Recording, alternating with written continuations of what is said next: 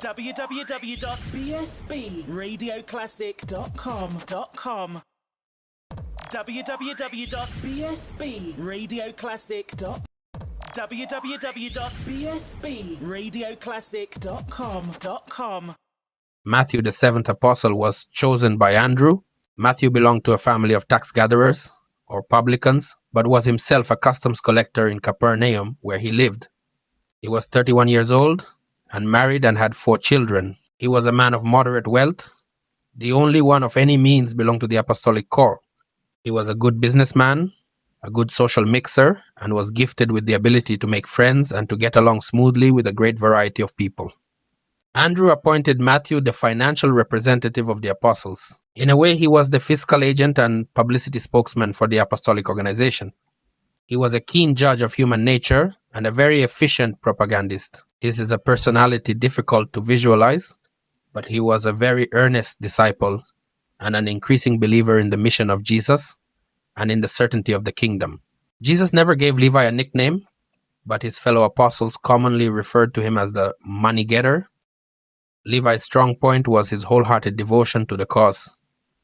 That he, a publican, had been taken in by Jesus and his apostles was the cause for overwhelming gratitude on the part of the former revenue collector. However, it required some little time for the rest of the apostles, especially Simon Zelotes and Judas Iscariot, to become reconciled to the publican's presence in their midst. Matthew's weakness was his short-sighted and materialistic viewpoint of life. But in all these matters he made great progress as the months went by. He, of course, had to be absent from many of the most precious seasons of instruction, as it was his duty to keep the treasury replenished. It was the master's forgiving disposition which Matthew most appreciated. He would never cease to recount that faith only was necessary in the business of finding God. He always liked to speak of the kingdom as this business of finding God.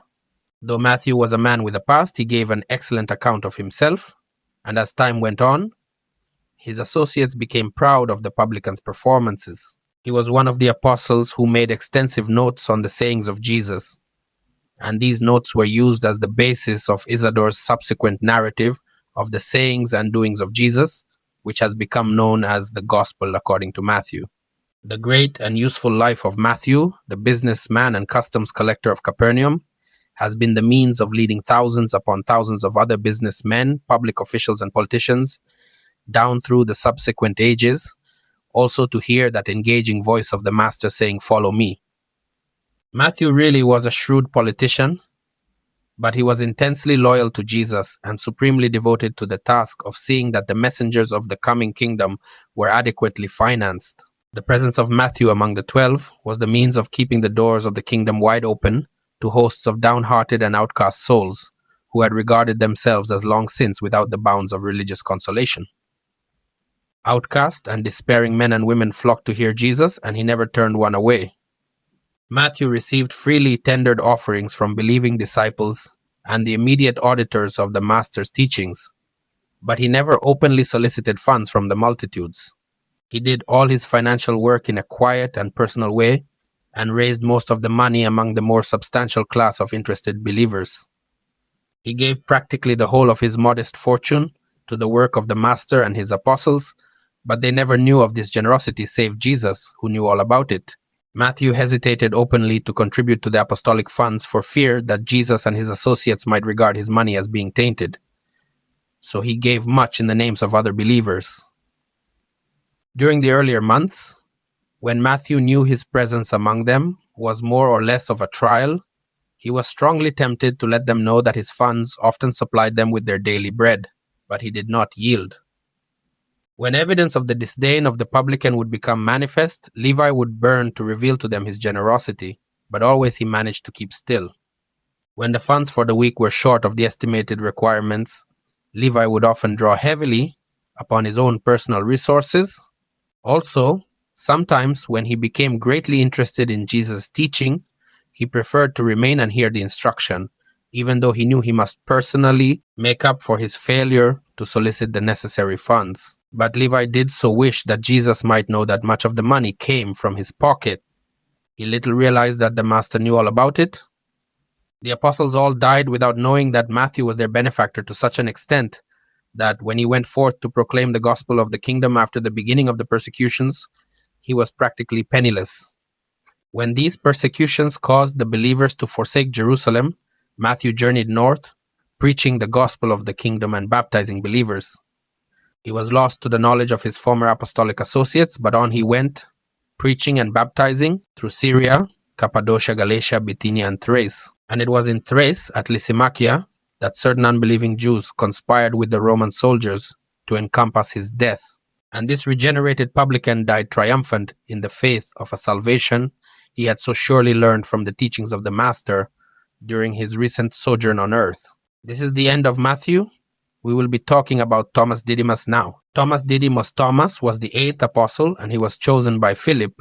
In later times, he has become known as Doubting Thomas, but his fellow apostles hardly looked upon him as a chronic doubter. True, his was a logical, skeptical type of mind, but he had a form of courageous loyalty which forbade those who knew him intimately to regard him as a trifling skeptic. When Thomas joined the apostles, he was 29 years old, was married, and had 4 children. Formerly he had been a carpenter and stonemason, but latterly he had become a fisherman and resided at Tarisha, situated on the west bank of the Jordan, where it flows out of the Sea of Galilee.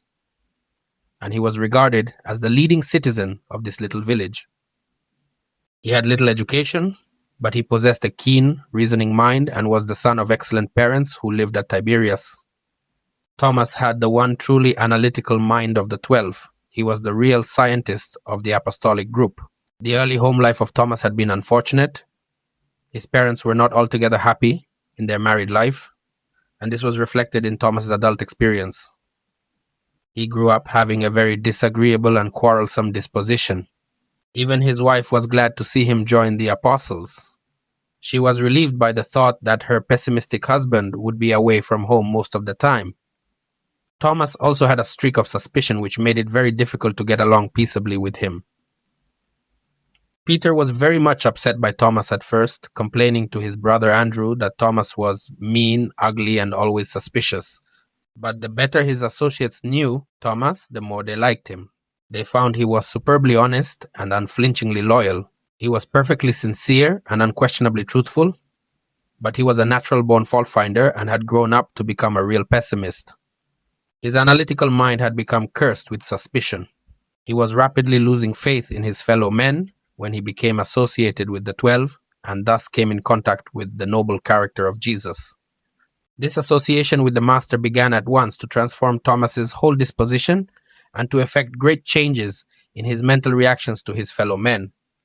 Thomas's great strength was his superb analytical mind, coupled with his unflinching courage when he had once made up his mind.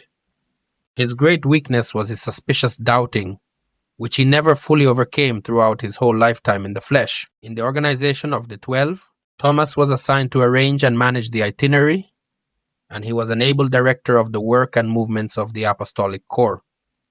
He was a good executive, an excellent businessman, but he was handicapped by his many moods. He was one man one day and another man the next. He was inclined toward melancholic brooding when he joined the apostles, but contact with Jesus and the apostles largely cured him of this morbid introspection. Jesus enjoyed Thomas very much and had many long personal talks with him. His presence among the apostles was a great comfort to all honest doubters and encouraged many troubled minds to come into the kingdom, even if they could not wholly understand everything about the spiritual and philosophic phases of the teachings of Jesus. Thomas's membership in the 12 was a standing declaration that Jesus loved even honest doubters. The other apostles held Jesus in reverence because of some special and outstanding trait of his replete personality, but Thomas revered his master because of his superbly balanced character. Increasingly, Thomas admired and honored one who was so lovingly merciful, yet so inflexibly just and fair, so firm but never obstinate, so calm but never indifferent, so helpful and so sympathetic but never meddlesome or dictatorial, so strong but at the same time so gentle, so positive but never rough or rude, so tender but never vacillating, so pure and innocent but at the same time so virile, aggressive and forceful, so truly courageous but never rash or foolhardy, such a lover of nature but so free from all tendency to revere nature, so humorous and so playful but so free from levity and frivolity. It was this matchless symmetry of personality that so charmed Thomas. He probably enjoyed the highest intellectual understanding and personality appreciation of Jesus of any of the 12. In the councils of the 12, Thomas was always cautious, advocating a policy of safety first, but if his conservatism was voted down or overruled, he was always the first fearlessly to move out in execution of the program decided upon. Again and again would he stand out against some project as being foolhardy and presumptuous. He would debate to the bitter end. But when Andrew would put the proposition to a vote, and after the 12 would elect to do that which he had so strenuously opposed, Thomas was the first to say, "Let's go." He was a good loser. He did not hold grudges, nor nurse wounded feelings. Time and again did he oppose letting Jesus expose himself to danger. But when the master would decide to take such risks, always was it Thomas who rallied the apostles with his courageous words. "Come on, comrades, let's go and die with him." Thomas was in some respects like Philip. He also wanted to be shown, but his outward expressions of doubt were based on entirely different intellectual operations. Thomas was analytical, not merely skeptical. As far as personal physical courage was concerned, he was one of the bravest among the 12. Thomas had some very bad days. He was blue and downcast at times. The loss of his twin sister when he was 9 years old had occasioned him much youthful sorrow and had added to his temperamental problems of later life. When Thomas would become despondent, sometimes it was Nathaniel who helped him to recover, sometimes Peter, and not infrequently one of the Alphaeus twins. When he was most depressed, unfortunately, he always tried to avoid coming in direct contact with Jesus. But the master knew all about this and had an understanding sympathy for his apostle when he was thus afflicted with depression and harassed by doubts. Sometimes Thomas would get permission from Andrew to go off by himself for a day or two, but he soon learned that such a course was not wise. He early found that it was best, when he was downhearted, to stick close to his work and to remain near his associates.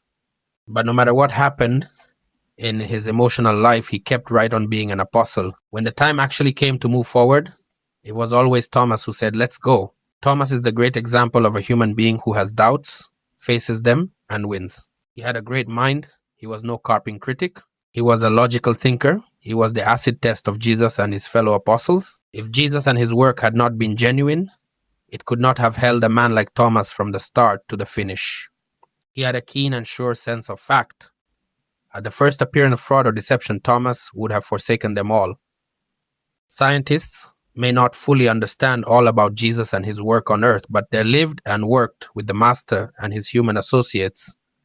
A man whose mind was that of a true scientist, Thomas Diddymus, and he believed in Jesus of Nazareth. Thomas had a trying time during the days of the trial and crucifixion. He was for a season in the depths of despair, but he rallied his courage, stuck to the apostles, and was present with them to welcome Jesus on the Sea of Galilee. For a while, he succumbed to his doubting depression, but eventually rallied his faith and courage. He gave wise counsel to the apostles after Pentecost, and when persecution scattered the believers, went to Cyprus, Crete, the North African coast, and Sicily, preaching the glad tidings of the kingdom and baptizing believers. And Thomas continued preaching and baptizing until he was apprehended by the agents of the Roman government and was put to death in Malta. Just a few weeks before his death, he had begun the writing of the life and teachings of Jesus. This is the story about life of Jesus' disciples, Matthew and Thomas. Thank you for listening and watching my contents. Would you mind consider subscribe to my channel? Please can you give it a like and share it with your friends and family.